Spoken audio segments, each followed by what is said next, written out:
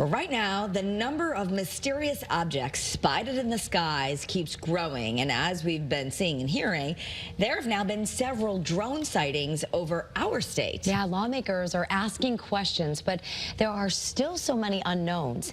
Representative Mike Waltz, who is President-elect Donald Trump's pick for National Security Advisor, says the issue highlights lapses in authority between local law enforcement and federal agencies.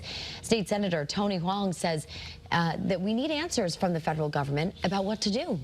We need to get the information from our federal authorities, the FBI, Homeland Security, whatever federal entities, because here's the thing, we can't just shoot it down, although there are certain sources that said we could, because they're considered airplanes. Police are investigating several drone reports in Clinton, Naugatuck, Groton, and in Fairfield. Pentagon officials continue to say that they don't belong to our military or foreign countries. And